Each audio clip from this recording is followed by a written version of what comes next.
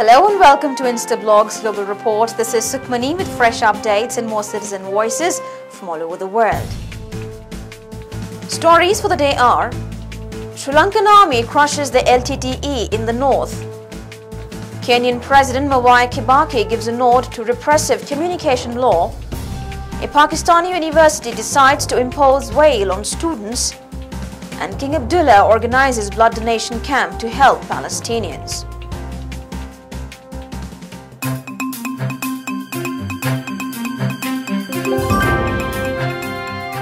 Government troops have taken control of a strategic town called Parantan in northern Sri Lanka after weeks of heavy fighting with the LTTE.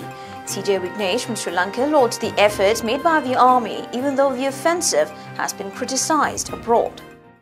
This is Vignesh, citizen journalist, reporting from Sri Lanka on Instablogs.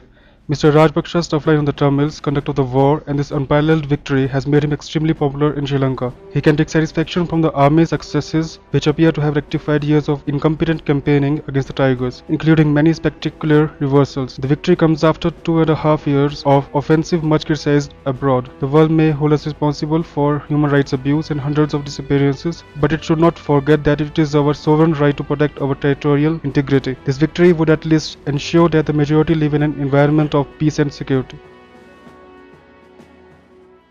Kenyan President Raila Odinga is holding crisis talks with his party after Prime Minister Kibaki signed a controversial new media law without adequately consulting his coalition partners. CJ Rose from Kenya is critical of the move and believes that the media law signed by Prime Minister Kibaki is meant to gag the press freedom in Kenya. This is Rose Wangui, a citizen journalist from Kenya, reporting on Instablogs. The Kenyan media now faces suppression after President Kibaki signed a law meant to guard press freedom. The media has mourned, the whole country has protested, but President Kibaki is not moved. Even after immense petitions from all corners not to append his signature to the newly amended Communications Act 2008, the head of state went ahead and signed the now destructive law. The law advocates for the closure of radio and TV stations that are seen to be critical of the government.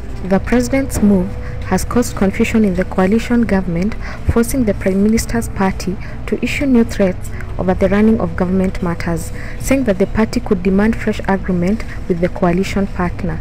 The cracks in the coalition arose from President Kibaki's decision to sign into law the bill seeking to control broadcasting content, which the Prime Minister says were done without consultations.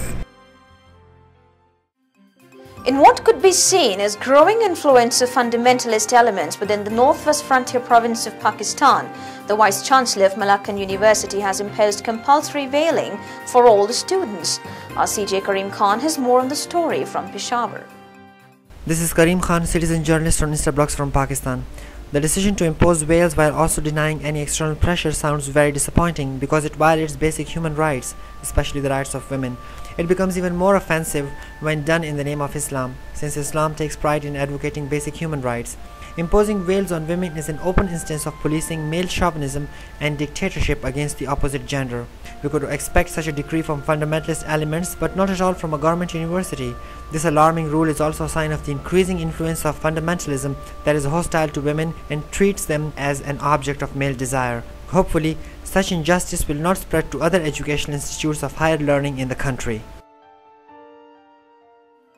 King Abdullah of Jordan started a blood donation camp last week in the capital city of Amman in order to support Palestinians in the Gaza Strip.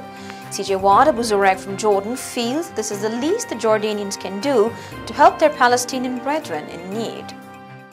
This is Wad Abu Zurek reporting for the Instablogs from Jordan. His Majesty King Abdullah of Jordan started a blood donation campaign last week in order to support Palestinians in Gaza Strip. This is the least contribution we can make for our brothers in Gaza, King Abdullah stated, adding that Jordanians fume at the ongoing ordeal of Palestinian people to whom we are the closest nation. The campaign prepared 3 major branches to receive donors in the city of Amman, as well as 4 locations in other Jordanian cities. The Professional Associations Council estimated a number of more than 700 Jordanians who went to the various locations in Amman every day to donate blood. Jordan's Hashemite charity organization said that meanwhile, more than 16 aid trucks were sent to Gaza filled with food, medical supplies, and blood units. If you want your voice to be heard by millions, let Instablogs be your choice. You can contact us at cj@instablogs.com. That's all for today's show. We'll be back with fresh updates and more citizen voices. Till then, it's goodbye from the entire team of Global Report.